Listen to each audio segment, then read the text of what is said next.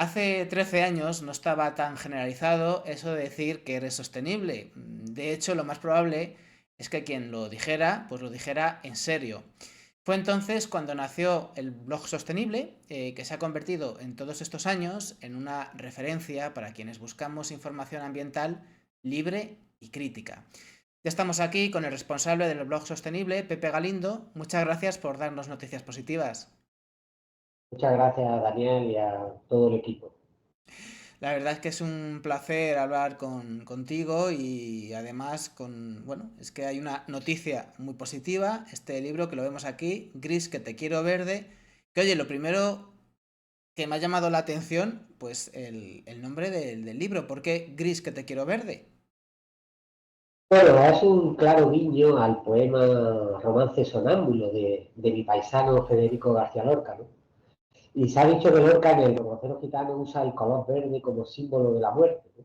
Pero sin embargo yo lo veo más bien como un símbolo de la pasión, en general también de la libertad, de la naturaleza, ¿no? Y en el poema de Verde que te quiero verde, pues creo que queda bastante bien reflejado, ¿no? El libro Gris que te quiero verde puede ser muchas cosas, pero pretende ser una guía para cambiar el gris por el verde, ¿no? O sea, es decir, el asfalto por bicicletas, el cemento por árboles, el humo por paneles solares, el estrés por tranquilidad, ¿no? La pena por alegría, y cambiar también el sufrimiento que provocamos a los animales por auténtica pasión, por lo vivo. Permíteme una maldad. Creo que este libro hay que regalárselo entonces a determinados gestores, como pasa en mi ciudad, en Madrid, donde, bueno, es que echas un vistazo a la Puerta del Sol cada vez más llena de hormigón o cómo están talando, pues eso que... Se me ocurre que habría que hacer una campaña para regalar Gris que te quiero verde a según Sí. qué dirigentes. Sí, bueno, de hecho, yo se lo he regalado a varios de los nuevos ministros y ministras que han salido recientemente elegidos, ¿no? Se lo he mandado directamente a su despacho, ¿no? Espero que puedan leerlo y que tomen medidas adecuadas. Es que además es cierto que es que es muy completo. Yo también lo tengo aquí en casa y es que cualquier duda que te surja sobre muchos temas, porque cuando hablamos de sostenibilidad ambiental y social, yo creo que también, porque también está esa vertiente y también el tema animalista, pues es difícil no encontrar un capítulo que no hable de eso. Y el primer capítulo, de todos los muchos temas que se abordan, es el de la energía. No sé si se ha elegido por algo o daba un poco igual. ¿Por qué empezar por la energía? Bueno, yo creo que hablar de medio ambiente, digamos, es casi sinónimo de hablar de energía, ¿no? No se puede obviar ese tema, ¿no?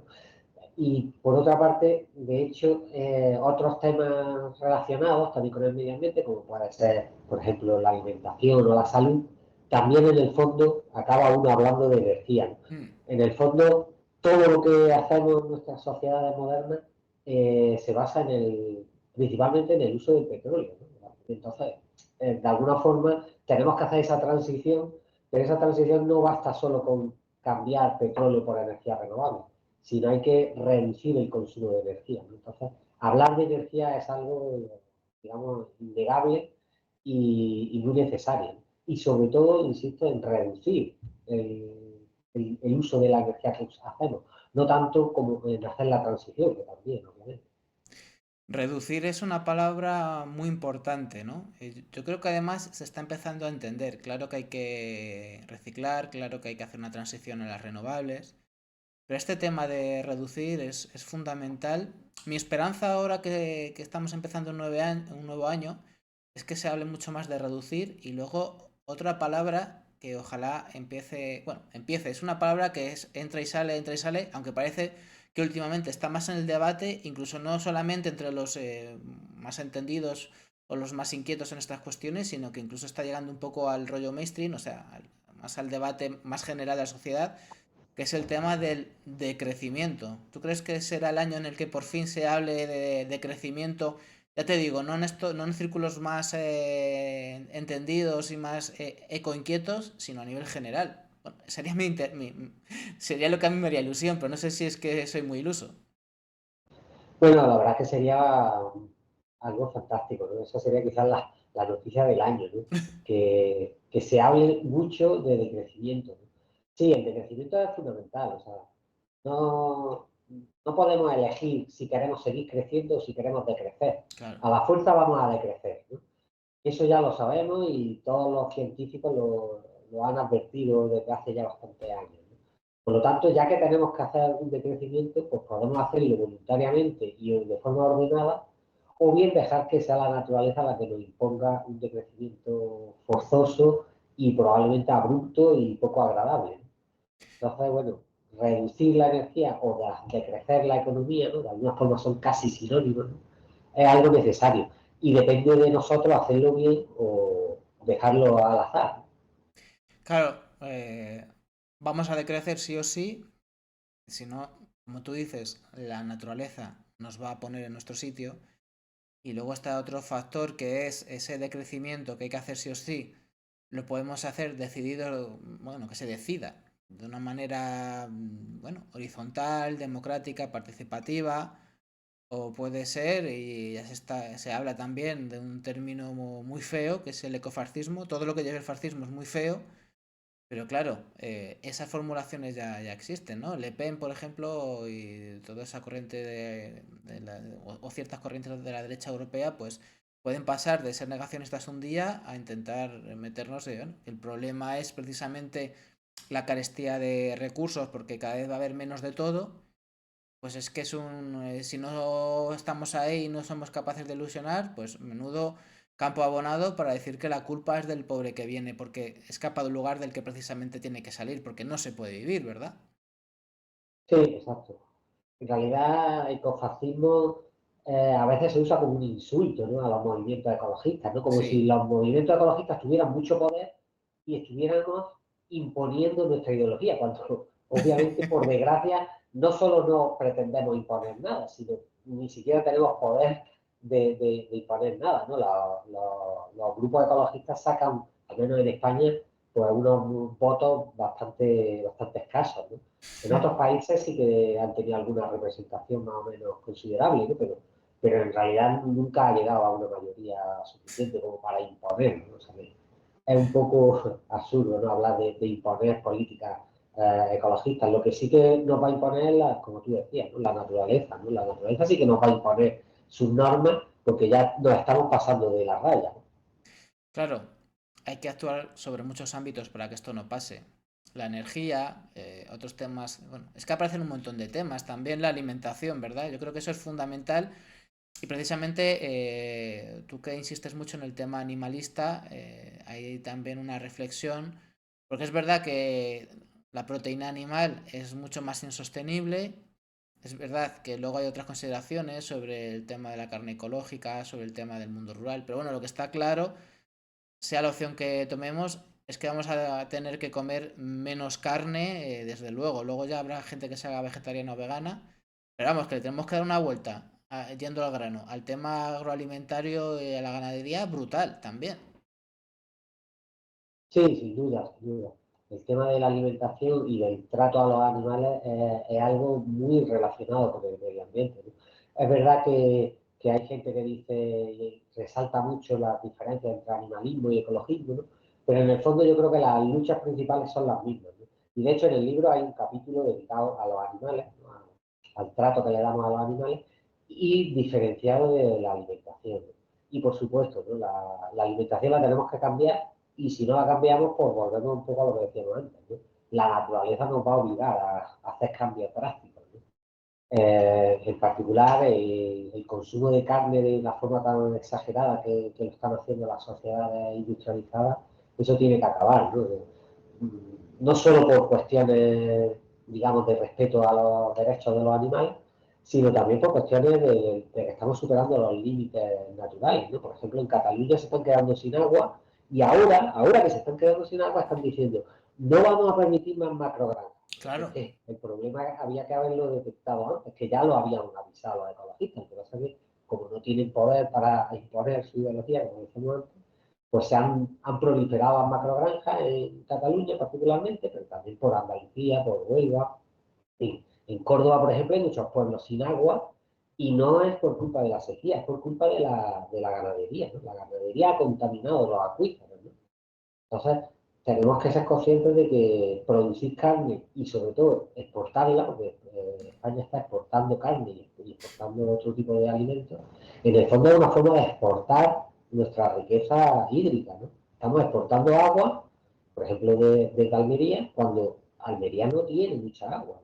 Ahora, eso se puede hacer un año, dos, cinco, 15, 20, yo no sé cuántos, pero obviamente eso va a explotar, ¿no? No es algo sostenible en el tiempo.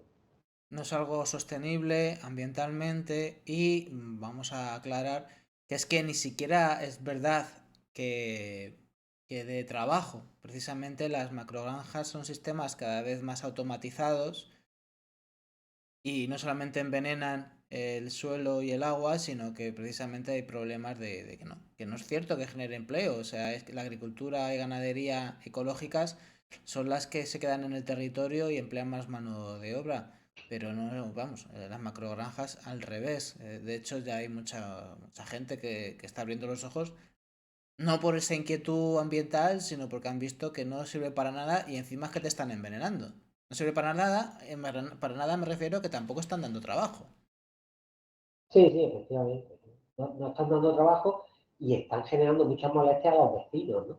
Por eso las macrogranjas muchas veces se ponen en las zonas de la España vaciada o en pequeños pueblos donde si los vecinos se consiguen movilizar, pues al fin y al cabo no pueden hacer mucho ruido, ¿no? Claro. Pero se está abusando de esas zonas, imponiendo un modelo industrial que tiene los días contados, ¿no?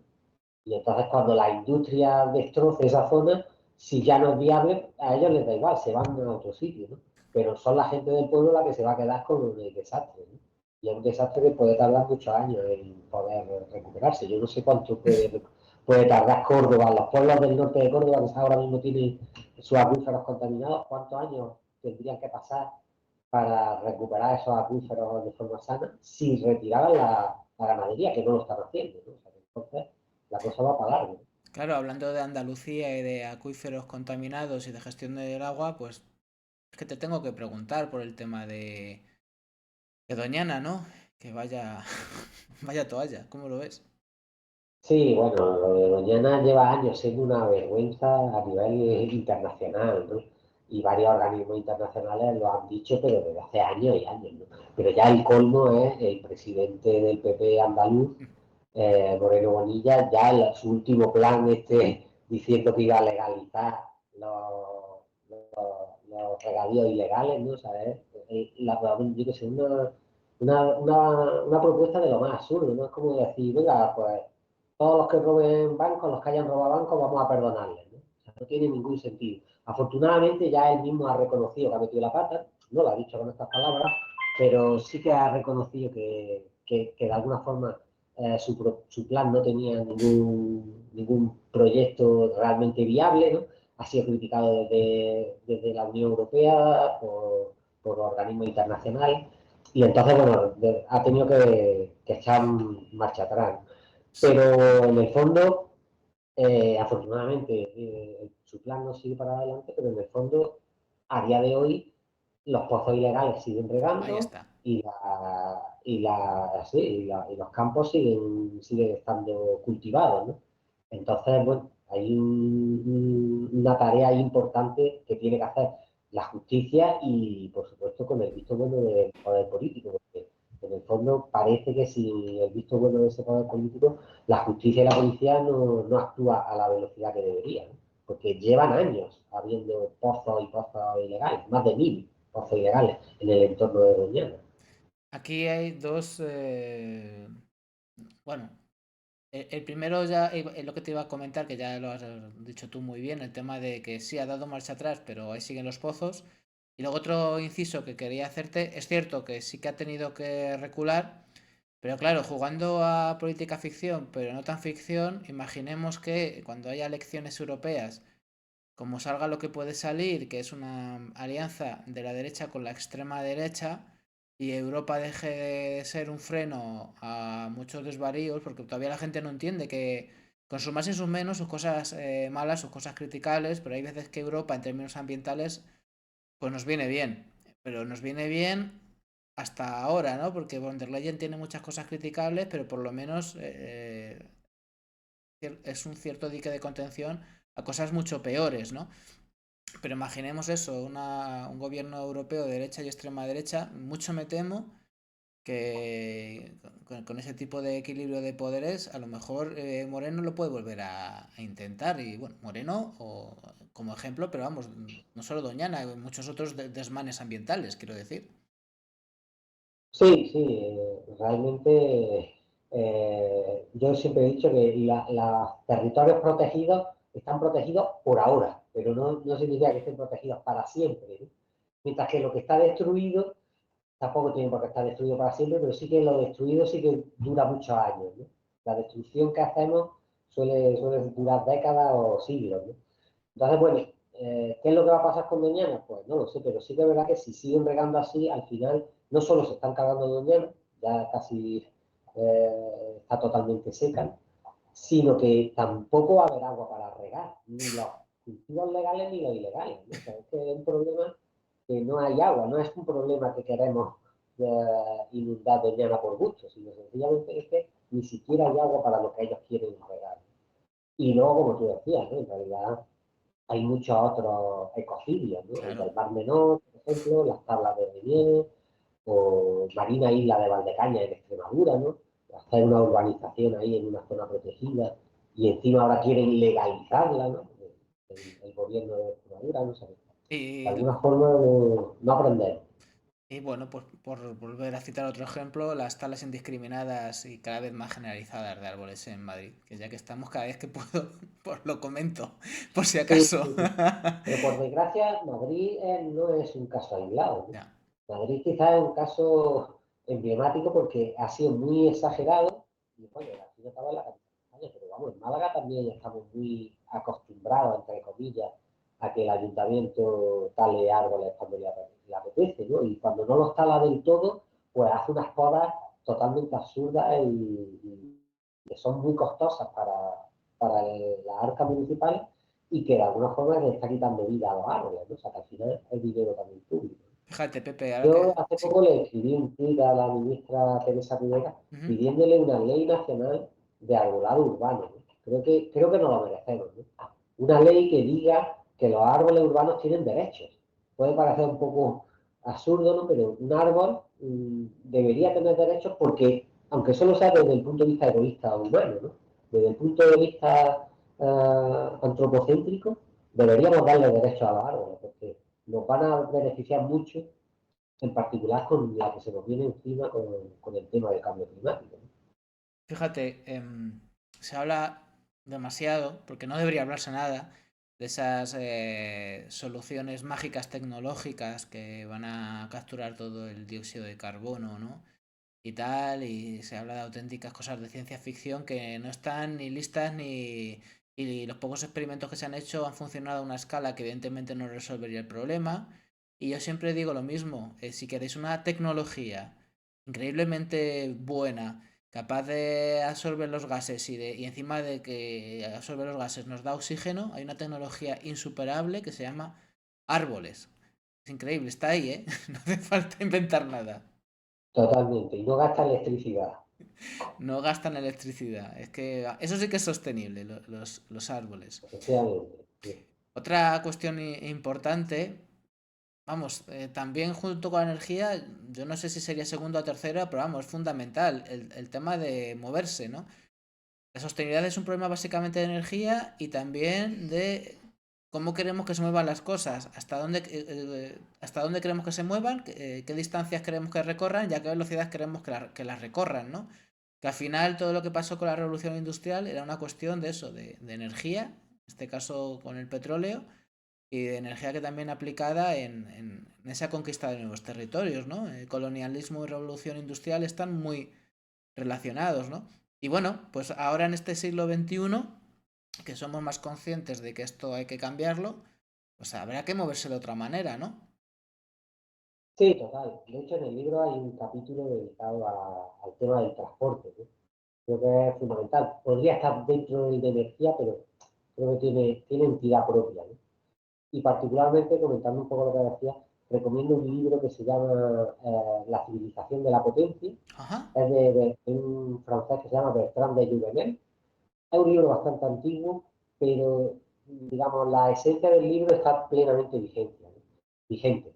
De alguna forma, lo que viene a decir es que el ser humano ha hecho la transición a usar las fuerzas del suelo, las fuerzas del suelo eran la fuerza animal, la fuerza de nuestros músculos, la fuerza del viento, la fuerza del agua, a usar las fuerzas del subsuelo, ¿no? Sí. Que es la fuerza del carbón, del petróleo, ¿no?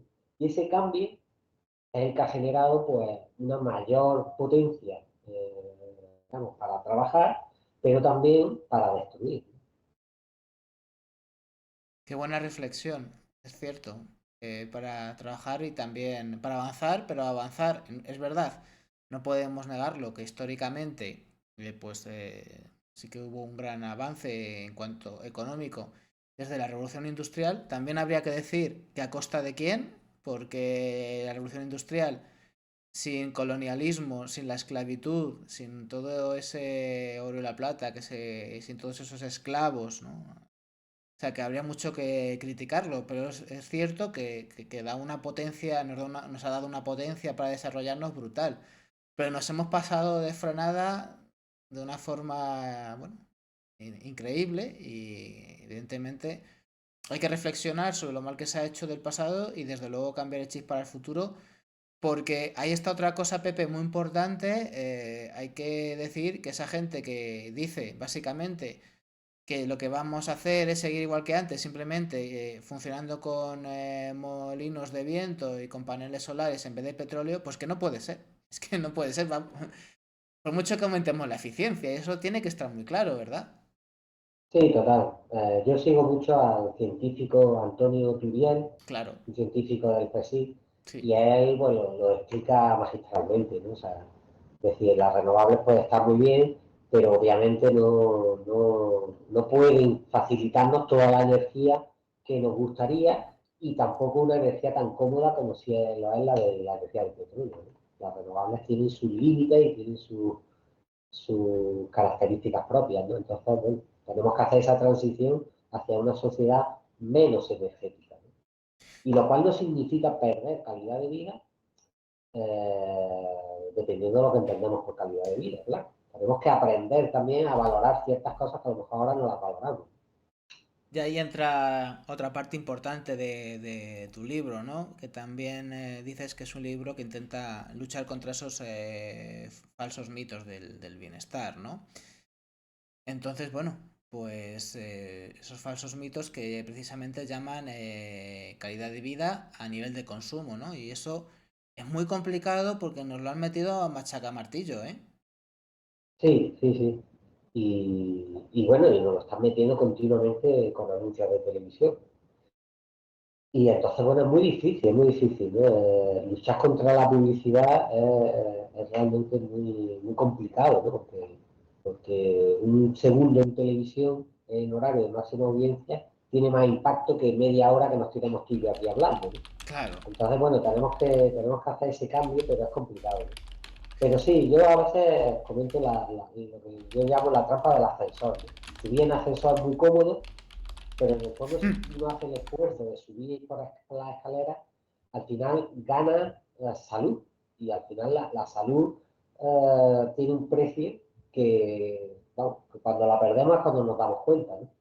Pero la gente, sin embargo, en horas puntas, por lo menos en mi bloque, en horas puntas el ascensor siempre está colapsado, ¿no? Y yo me bajo por la escalera y estoy solo, y dice uno, hay que ver, ¿eh? Cómo el ascensor nos ha hecho ir a lo cómodo, ¿no?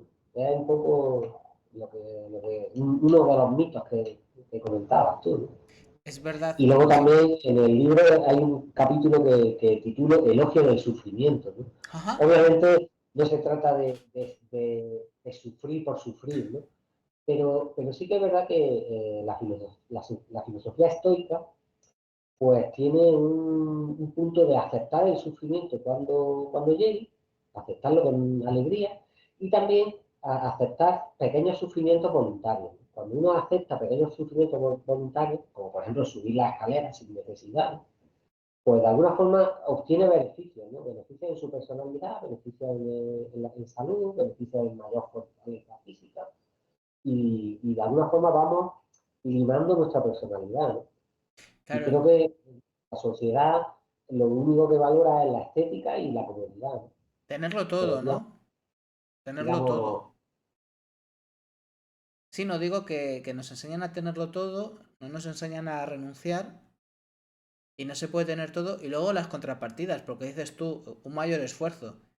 Relativamente, mira, hace unos años lo investigué para un artículo. Las personas que viven en entornos urbanos reciben una media de 3.000 impactos publicitarios al día. es brutal, vamos. Claro, Eso debería ser calificado casi como un ecocidio también. La publicidad debería pagar por impacto ambiental. claro, para lo que refería, aparte de eso, que es brutal, cuando hablamos de esfuerzos, incluso hasta de sacrificios o de renuncias, en realidad esa sobrecarga mental que está recibiendo 3.000 impactos al día, pues si buscamos espacios en los cuales, aunque sea, bueno, pues consultando menos el móvil, estando menos enganchado a cosas, esquivándolo de la medida de lo posible, bueno, a lo mejor supone un esfuerzo mayor a nivel físico, pero a lo mejor sí que nos libramos, si optamos por una forma de vida más natural, más de salir a pasear, por ejemplo, a lo mejor hay alguna manera de que al menos descansemos esa parte, porque yo creo que mentalmente estoy seguro que eso nos está haciendo daño de muchas maneras. Bueno, es que nos lo hace. Hay muchas enfermedades que están ligadas a esa sobreexposición a tantos mensajes. O sea que, bueno, realmente estamos renunciando a ciertas comodidades, pero seguramente estemos ganando libertades y hasta un cierto reposo mental por otro lado, si cambiamos nuestros hábitos. Sí, sí, sin duda, esa sobreexposición y sobreinformación es nociva, ¿no? Pero yo diría más, ¿no? En el fondo, el daño más gordo es la cantidad de mentiras que nos están diciendo, ¿no? No, Cómprate un coche eléctrico que es ecológico, cómprate un coche eléctrico que es ecológico. En cuanto te lo repiten 10 veces, la gente se lo empieza a creer, ¿no? Y cuando ya te lo han repetido 1000 veces, ya es que nadie lo pone en duda, ¿no? Oye, si, ¿cómo un coche eléctrico es ecológico? Si no echa humo, ¿no? Y entonces tienes que entrar a destrozar los argumentos de la publicidad y realmente es muy complicado. La publicidad tiene mucho poder, por eso decía antes, creo que debería pagar una tasa por impacto ambiental, porque tiene un fortísimo impacto ambiental. sería una medida muy, muy interesante y vamos, muy, muy necesaria. De hecho, que los impuestos en general tengan una orientación ambiental, creo que debería ser una política de partida de Estado sin ninguna duda. Una cuestión, precisamente con la que empezábamos esta entrevista, ¿no? El espacio se llama, tu web se llama el blog sostenible, blog sostenible. Ya lleva 13 años de vida, 12, o 12 más uno, que diría Ángel Nieto. Hace 13 años, como decía al principio de la entrevista, no era una palabra tan de moda, ¿no? Ahora es que parece que hasta las empresas más contaminantes tienen la cara de decir que son sostenibles. De hecho, son las que, vamos, las que más usan esa palabra. De hecho, yo desconfiaría. O sea, si una empresa te dice más de 2 veces que es sostenible en pocas palabras o en pocas, bueno, dependiendo de si es un anuncio, si es una locución, básicamente las que tengan todo el día la palabra sostenible en la boca suele ser índice de todo lo contrario, ¿verdad? Pues sí, la verdad que sí. De hecho, curiosamente, en el último artículo que he publicado en Blog Sostenible, hablo de lemas que se usan para el greenwashing, ¿no? Hago una selección de un montón de lemas que se suelen usar en la publicidad, totalmente legal, y que obviamente por lo menos hay que desconfiar, ¿no? O a veces, por lo menos, si no mienten, pues no dicen toda la verdad, ¿no? Por Claro ejemplo, que mucha publicidad, digamos, piezas de publicidad usan lemas como cero emisiones netas, ¿no? aquí Eh, estamos viéndolo, el artículo, lemas de greenwashing. ajá. Además está en portada de blogsostenible.wordpress.com. Sí, es el último que se ha publicado, exactamente es. Aquí lo tenéis en portada. Sí, perdón, no te Claro. quería contar, simplemente para que supieras que estábamos viendo el artículo, pues Sí, sí, eso, sí. que es como muy habitual, ¿no? De muchas maneras, además, hay varias tácticas. Claro, exactamente. Decir, por supuesto, producto en base reciclado, ¿no? Y no te dice en realidad si es reciclado 100% o... Pero es que en el fondo quizá al consumidor le da igual, ¿no? Entonces, pues en el envase puede poner 100% reciclado. ¿Qué más das? Nadie lo va a comprobar, ¿no? También cuando se dice biodegradable, ¿no? O sea, yo he visto toallitas húmedas que pone biodegradable. Todo el mundo sabe, o debería saber, que las toallitas húmedas no son biodegradables. No se deben de tirar al inodoro porque provocan problemas serios de atascos, ¿no? Y sin embargo lo pone biodegradable, no hay problema, ¿no? O cuando dice, esto es eco-friendly, ¿no? O sin deforestación, ¿no? Y realmente son palabras que tienen mucho significado para los ecologistas, pero para el público en general probablemente son más sencillamente, pues, digamos, descargar la culpa, es decir, bueno, yo he comprado esto que es sostenible y biodegradable. Si no lo es, ya la culpa es de la empresa, ¿no? Y por supuesto que la culpa es de la empresa y de los gobiernos que deberían controlar, ¿no? Pero por desgracia el consumidor también tiene mucha responsabilidad. Claro, sobre todo muchas responsabilidades porque nos va a afectar. En la medida en que un mundo peor, pues es que es eso, nos va a afectar, inevitablemente. Vamos a terminar ya, pero antes de terminar la entrevista, sí que quería repasar contigo, ya que estamos en enero, pues algunos de los temas que son de actualidad y que pueden ser de los más importantes este año. Y tú bueno, mencionaste uno directamente, que es esta operación con el tema de futuro vegetal, que no solamente estamos hablando de futuro vegetal, porque también hay una causa contra la rebelión científica. Y eso, como me lo mencionaste tú directa y explícitamente, pues, ¿cómo lo ves en lo que está pasando, Pepe? Sí, yo creo que estos dos casos, ¿no? Que has comentado, de vegetal y reunión científica, son dos casos de cómo la sociedad ataca a quien pretende hacer de Pepito Grillo y llamar la atención sobre un problema tan grave como el que nos estamos enfrentando, ¿no? No solo es el problema del cambio climático, sino el problema de la devastación de la naturaleza en general, lo estamos viendo en Galicia con el tema de los pellets, o ¿sí? La pérdida de biodiversidad, etcétera. Y la sociedad, en vez de atacar a esa gente, se dedica a enjuiciar a quien sencillamente está llamando la atención sobre el problema, ¿no? Puede estar uno más o menos de acuerdo con las técnicas, ¿no? Vale, yo entiendo, hasta ahí sí, ¿no? Pero hay que decir, por ejemplo, el futuro vegetal, que le dice, es que están atacando obras de arte. Eso es totalmente mentira, ¿no? Ellos sí que es verdad que se van a un entorno donde pueda haber obras de arte, pero no han dañado todavía ninguna obra de arte, ¿no? Sencillamente han pintado una frase en la pared, ¿no? Sí. Realmente no genera un daño realmente considerable, ¿no? ¿Que merecen ser multados? Bueno, vale, ahí no, digamos, no voy a discutirlo, ¿no? Las leyes hay que cumplirlas, ¿no? Exacto. Pero de ahí a criminalizarlos como se está haciendo y hablar de terrorismo, cuando de hecho obviamente no son terroristas, ¿no? Nadie está asustado por las posibles actividades del futuro vegetal, ¿no? Sin embargo, son ellos los que realmente tienen terror de lo que está pasando en el planeta. O sea, realmente los asustados son ellos y por eso actúan, ¿no? De acuerdo que a lo mejor sus métodos son más o menos discutibles, pero es que en realidad, si alguien conoce un método mejor, pues por favor que me lo diga, ¿no? Porque sería yo el primero que me apuntaría, ¿no? Hemos hecho, los ecologistas, yo ahí me meto como socio de Greenpeace, de Ecologistas Nación y de Sí. otras ONG, hemos hecho muchas actividades, ¿no? Y no ha funcionado, ¿no? Entonces, estamos viendo que han enjuiciado a los de futuro vegetal, pero a lo de la catástrofe de los pellets de Galicia todavía no hay nadie enjuiciado, No, ni ni lo lo va a de, pasar. ni pasará lo del Prestige, al final, nada, lo de Almazcoya en Sevilla tampoco pasó nada, ¿no? O sea, los que cometen grandes ecocidios al final se van de rositas. ¿Y las Y precisamente petroleras?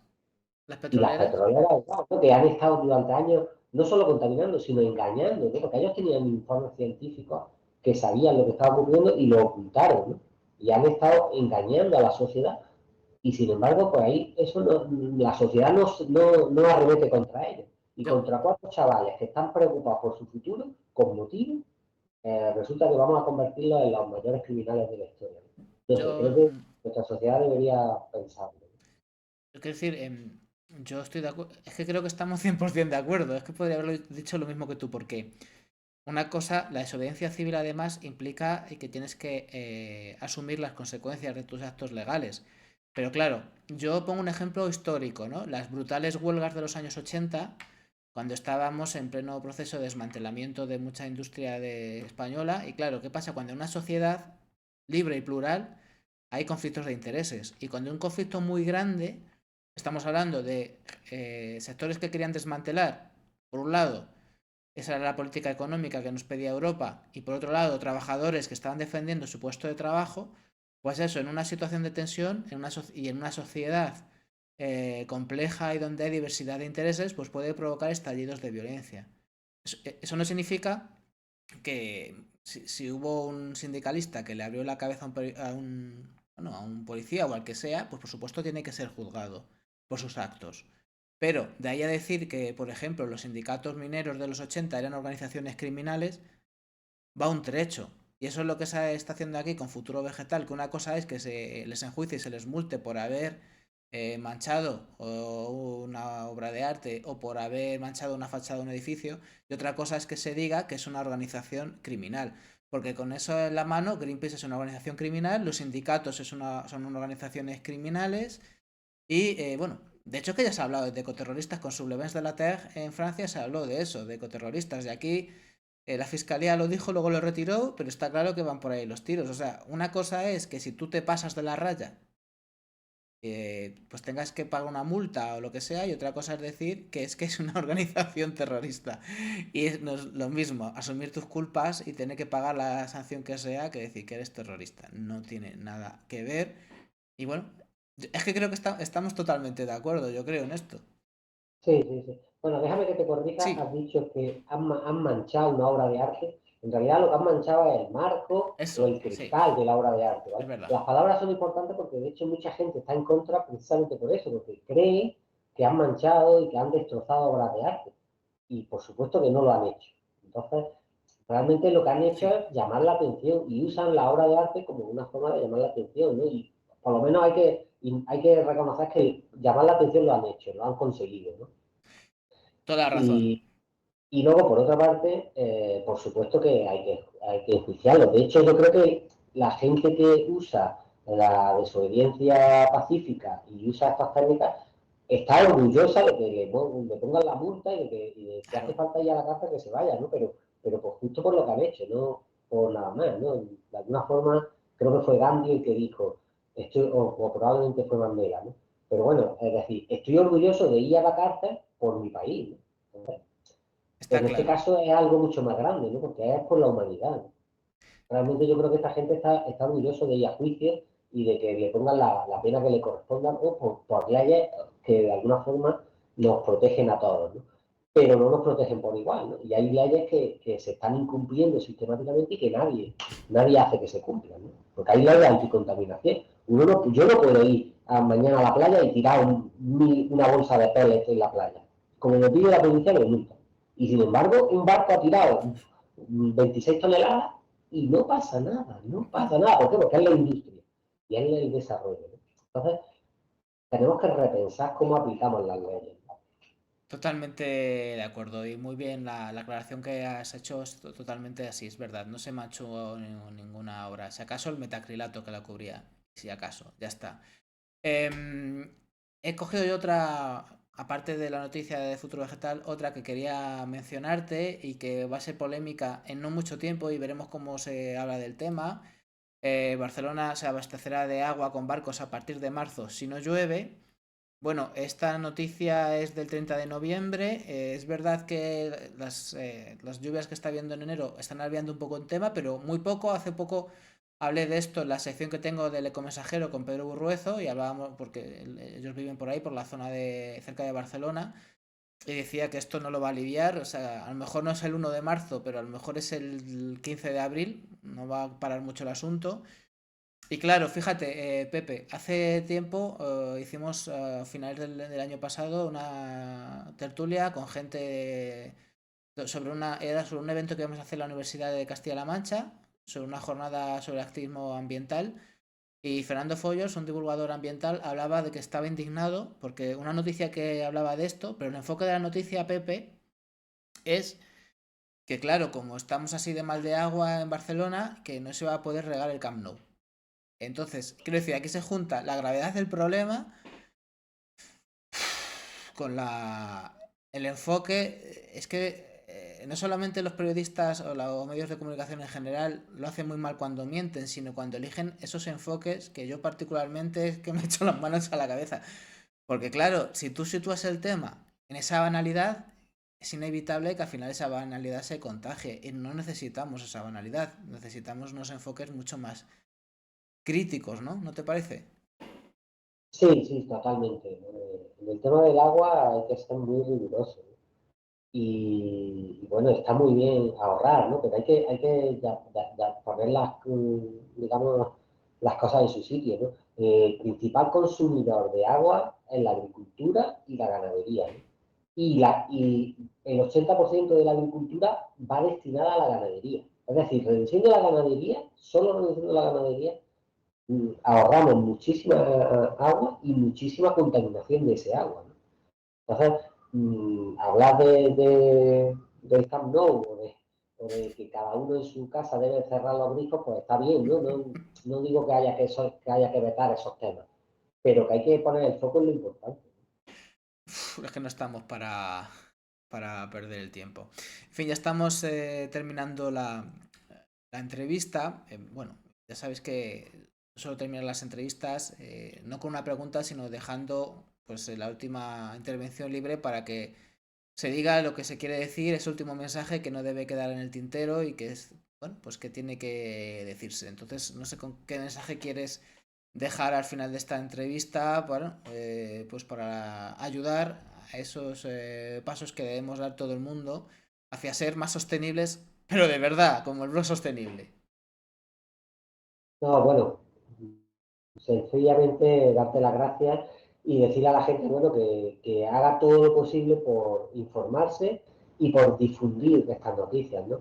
Estas noticias son, digamos, son semillas, ¿no? Pero si se plantan, pueden germinar y pueden convertirse en algo más, ¿no? Y dar más frutos, más semillas, y así que todo esto se vaya multiplicando, ¿no? Entonces, bueno, agradecerte a ti por tu labor de plantabosque. Qué bonito, me encanta ser plantabosques. Eso ya, vamos, si el objetivo es al menos plantar un árbol, pues un bosque ya no te digo nada. Que, Bosque de noticias, ¿no? porque me gusta mucho. Por cierto, que no se nos olvide, las ganancias obtenidas por la venta de este libro van a ir destinadas a entidades ecoanimalistas. Por cierto, ¿se puede comprar a través de tu web, por ejemplo? Bueno, yo lo he visto que está también en la FNAC y por ahí. Dime cómo lo podemos comprar de la Bueno, en forma más principio rápida. en cualquier librería debería estar o te lo piden, ¿no? Y si uno decide comprarlo por internet, yo recomendaría la web de la editorial, porque es Ujú. la forma más directa, ¿no? La editorial que era, lo tengo aquí, Sí, Europa Europa Ediciones. Ediciones. Europa Ediciones. Perfecto, Pepe, pues muchas gracias por el libro y por lo que haces y bueno, volveremos a hablar porque me encanta hablar contigo. A ver si para la próxima hablamos de cosas todavía más positivas. A ver si es verdad. Es decir, me refiero Estupendo. en el sentido de que estamos empezando el año y que espero que evolucione muy bien y que tengamos muchas cosas bonitas que contar este año. A eso me refiero. Muchas gracias, Pepe. Gracias a ti.